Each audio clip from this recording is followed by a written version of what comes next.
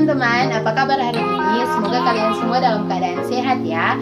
Perkenalkan, nama saya Salsa Singgano. Saya mahasiswi semester 7 dari Fakultas Keperawatan Universitas Pembangunan Indonesia Manado.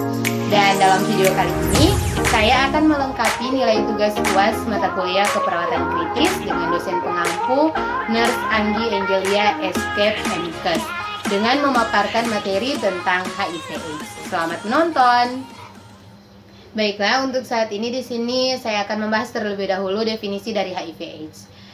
Human Immunodeficiency Virus atau HIV adalah sejenis virus yang menginfeksi sel darah putih yang menyebabkan turunnya kekebalan tubuh manusia. Dan untuk Acute Immunodeficiency Syndrome atau AIDS adalah sekumpulan gejala yang timbul karena turunnya kekebalan tubuh yang disebabkan infeksi oleh HIV.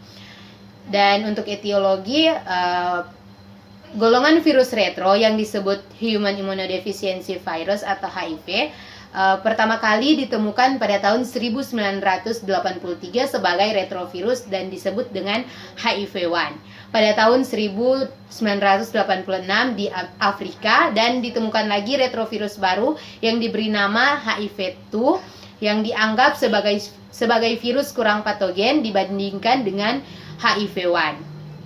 Maka memudahkan keduanya disebut HIV. Transmisi infeksi HIV dan AIDS terdiri dari 5 fase, yaitu yang pertama, periode jendela lamanya 4 minggu sampai 6 bulan setelah infeksi tidak ada gejala. Yang kedua, infeksi HIV primer akut lamanya 1-2 minggu dengan gejala flu-like illness. Dan yang ketiga, infeksi asimptomatik 1-15 atau lebih 1-15 tahun atau lebih dengan gejala tidak ada. Dan yang berikutnya, supresi imun atau supresi imun simptomatik di atas 3 tahun dengan gejala demam, keringat malam hari, diare, neuropati, lemah, ras limfadenopati, lesi mulut. Dan yang berikutnya ada AIDS dan lamanya bervariasi antara 1-5 tahun dari kondisi AIDS pertama kali ditegakkan, didapatkan infeksi oportunis, berat dan tumor pada berbagai sistem tubuh dan manifestasi neurologis. AIDS dapat menyerang semua golongan umur, termasuk bayi, pria maupun wanita. Yang termasuk kelompok risiko tinggi adalah yang pertama, lelaki homoseksual atau biseks. Yang kedua, orang yang ketagihan obat intravena. Yang ketiga, partner seks dari penderita AIDS. Yang keempat, penerima darah atau produk darah atau transfusi bayi dari ibu atau bapak yang terinfeksi. Berikutnya, patofisiologi. Virus AIDS menyerang sel darah putih atau limfosit T4 yang merupakan sumber kekebalan tubuh untuk menangkal berbagai penyakit infeksi dengan memasuki sel T4. Virus memaksa limfosit T4 untuk memperbanyak dirinya sehingga akhirnya menurun, sehingga menyebabkan tubuh mudah terserang infeksi dari luar atau baik virus lain, bakteri, jamur, atau parasit. Hal ini menyebabkan kematian pada orang yang terjangkit HIV/AIDS. Selain menyerang limfosit, T4 virus AIDS juga memasuki sel tubuh yang lain.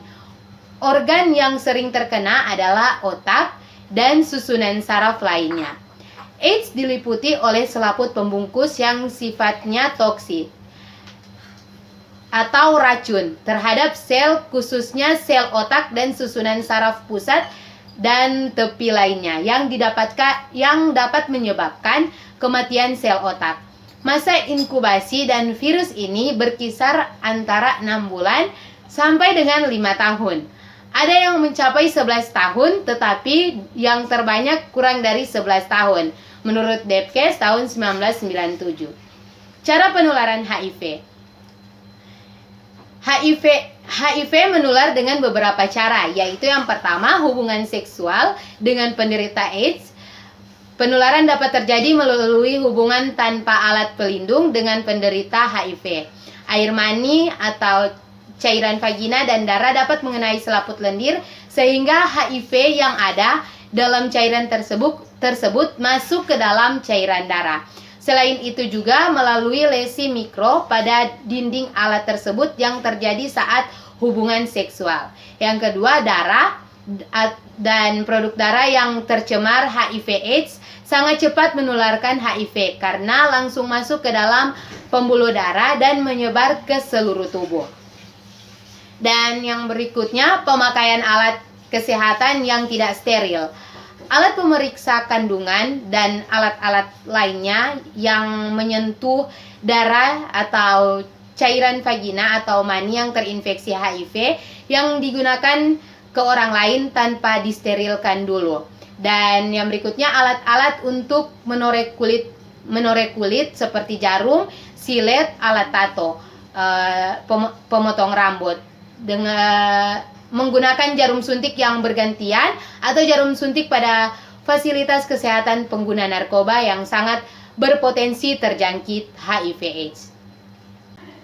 Dan untuk saat ini saya akan membahas tentang manifestasi klinis dari HIV. Manifestasi klinis dari HIV terbagi atas dua bagian, yaitu yang pertama gejala mayor dan minor. Gejala mayor yaitu ada demam berkepanjangan lebih dari 3 bulan, diare kronis lebih dari 1 bulan dan berulang maupun terjadi secara terus-menerus sehingga terjadi penurunan berat badan. Dan berikutnya gejala minor, batuk kronis selama 1 bulan, infeksi pada mulut dan tenggorokan yang disebabkan jamur Candida albicans, pembekakan kelenjar getah bening di seluruh tubuh yang menetap, dan munculnya herpes zoster berulang, bercak-bercak dan gatal-gatal di seluruh tubuh. Dan yang berikutnya, untuk komplikasi pada HIV jika segera tidak ditangani, yang pertama ada TB, yang kedua ada MAC, yang ketiga ada pneumocystis pneumonia, yang keempat CMV, yang kelima infeksi oportunistik lainnya, yang keenam lipodystrofi, yang ketujuh demensia, yang kedelapan kanker, yang kesembilan sindrom wasting pada AIDS. Untuk penata laksanaan untuk kasus HIV atau Human Immunodeficiency Virus adalah dengan memberikan terapi antiretroviral atau ARV yang berfungsi untuk mencegah sistem imun semakin berkurang, yang beresiko mempermudah timbulnya infeksi oportunistik dan hingga kini belum terdapat penata laksanaan yang bersifat kuratif untuk menangani infeksi HIV. Walau demikian, terdapat penata laksanaan HIV yang diberikan seumur hidup dan bertujuan untuk mengurangi aktivitas HIV dalam tubuh penderita, sehingga memberi kesempatan bagi sistem imun terutama CD4 untuk dapat diproduksi dalam jumlah yang normal. Pengobatan kuratif dan vaksinasi HIV masih memerlukan penelitian yang lebih lanjut. Demikian video presentasi saya tentang HIV/AIDS. Jauhi penyakitnya, bukan orangnya. Terima kasih telah menonton. Hai teman-teman yang saat ini sedang bingung mau lanjut kuliah keperawatan di mana? Mari Jo bergabung dengan Torang di Universitas Pembangunan Indonesia Manado. Karena di UNPI ada Fakultas